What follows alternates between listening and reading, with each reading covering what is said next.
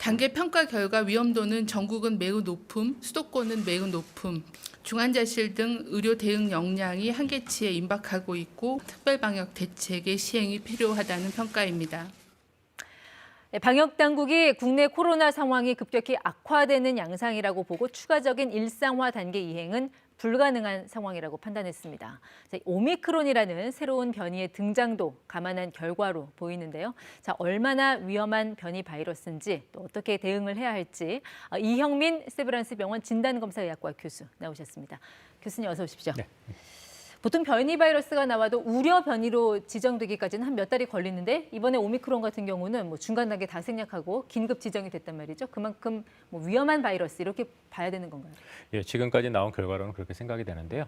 저희가 이제 통상적으로 이런 변이형이 나오게 되면 우려 변이까지 지정되기 위해서는 보통 수개월이 걸립니다. 근데 네. 이제 이 오미크론이라는 바이러스는 11월 11일 날 처음 채취한 검체에서 확인이 됐는데 11월 26일 날 바로 우려 변이로 지정이 됐기 때문에 네. WHO도 그만큼 위험한 바이러스라고 생각을 하고 있는 것 같습니다. 아직까지 오미크론에 대해서는 정보나 자료가 제한적이어서 기존의 델타 변이 바이러스랑 직접적인 비교는 조금 어렵겠습니다만 전파력 측면에서 보면은 좀 어떻게 좀 추정을 하고 있습니까? 일단 이 바이러스가 위험하다고 생각하는 이유는 크게 이제 두 가지가 있는데요. 그 중에 하나가 이제 말씀하신 전파력입니다.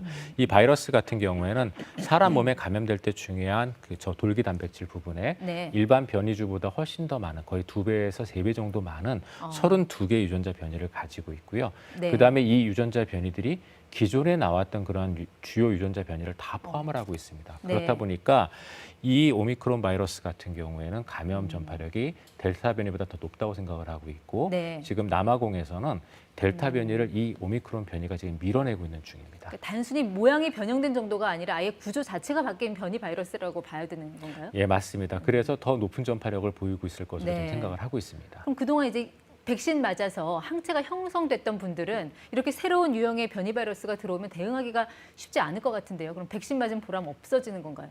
예, 그게 이제 또 다른 또 위험성인데요. 저 이제 돌기 단백질이 되게 또 중요한 이유 중에 하나는 저 돌기 단백질이 예방접종의 타겟이거든요. 네. 그래서 저기에 붙는 항체가 우리 몸에 형성이 되면 이 바이러스를 막을 수 있는데 말씀하셨던 것처럼 저 돌기 단백질이 워낙 많이 바뀌다 보니까 기존의 예방접종에 의해서 생긴 면역력을 회피할 수 있는 게 아닌가라는 우려들을 많이 하고 있습니다. 그리고 실제로도 아까 말씀드렸던 20개의 주요 변이를 다 갖고 있기 때문에 이런 저희가 이제 실험적으로 그러한 20개의 변이를 갖고 있는 가짜 바이러스를 만들어서 실험을 했을 때 네. 기존의 예방접종에서 생긴 면역력을 회피한다는 결과를 이미 우리가 갖고 있습니다. 그래서 그런 것들을 갖고 있는 이 오미크론 변이 바이러스도 예방접종에 의하거나 또는 감염에 의해서 생긴 면역력을 회피하지 않을까라는 게 이 오미크론 바이러스를 두려워하는 두 번째 이유가 되겠습니다. 그래도 아직까지 그 2차 접종 남아있는 분들 또 추가 접종해야 되는 분들이 있을 텐데 이런 분들이 그렇다고 접종의 필요성이 사라지는 건 아니잖아요. 예, 맞습니다. 그럼에도 불구하고 이제 기존의 예방접종에 의한 효과는 어느 정도는 있을 거라고 생각을 하고 있고요.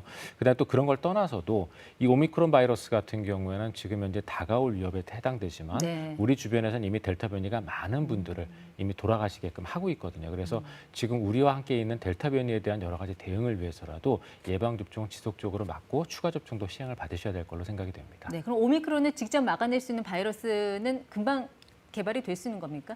예, 이제 거기에 대해서 이제 좀 긍정적인 예측도 나왔는데요. 우리가 지금 쓰고 있는 mRNA 백신은 이러한 변이주에 대응이 되게 빠르거든요. 그래서 모더나나 화이자 전부 일단 한 3개월 정도면은 이 변이에 대응할 수 있는 백신이 네. 아마 개발 가능할 것이다라는 발표는 한 적이 있습니다. 알겠습니다.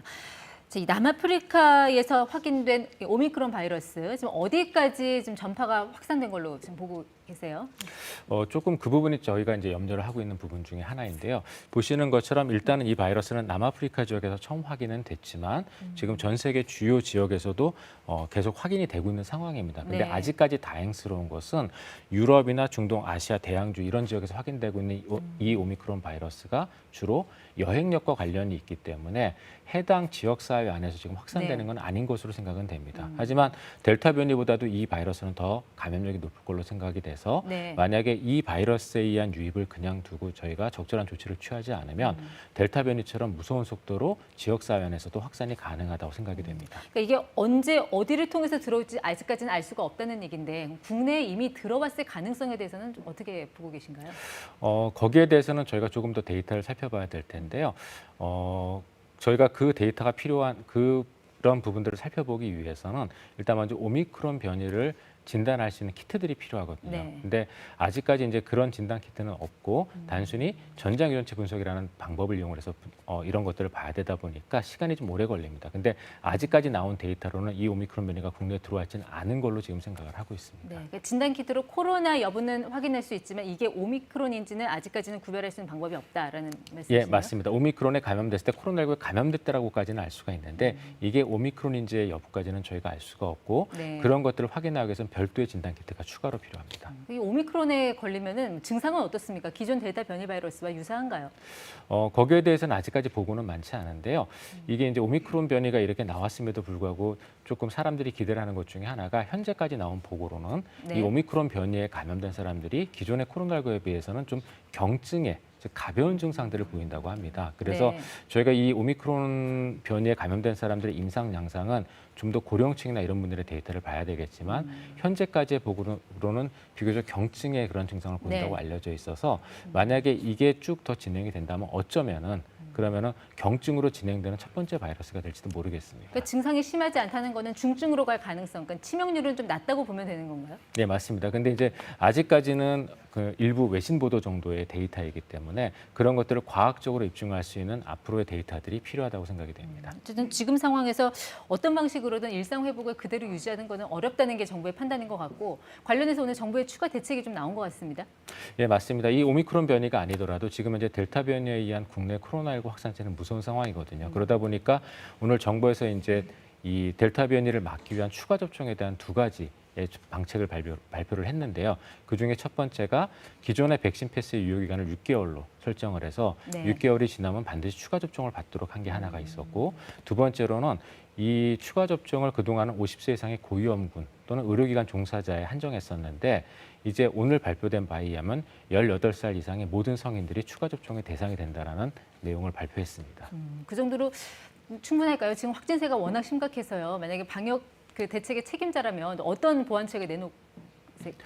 저는 좀 추가적인 대책도 필요하다고 생각을 하는데요. 사실 이 방역 대책 완화, 단계적 일상 회복을 들어가기 전에 많은 전문가들이 우려를 했었거든요. 왜냐하면은 지금 현재 우리가 이런 단계적 일상 회복으로 들어갈 수 있는 여러 가지 정책들에 대한 보완책을 만들어 놓지 않은 상황에서 단계적 일상 회복을 들어가면 확진자가 늘어날 거를 예상을 했었고 이제 이번 주나 다음 주 정도 되면 아마 일일 확진자 5천 명까지도 갈 가능성이 높다고 생각이 됩니다. 네. 그래서 지금 현재는 이러한 단계적 일상 회복에 따른 코로나19 확산세를 멈출 수 있는 그러한 시기로 생각이 되고 거기에 따라서 어떤 여러 가지 사적 모임이라던가 이런 부분들에 대한 제한을 조금 더 강화해서 이런 확진자의 증가세를 지금 어느 정도 적절하게 감소시키는 것이 필요할 걸로 생각이 됩니다. 네.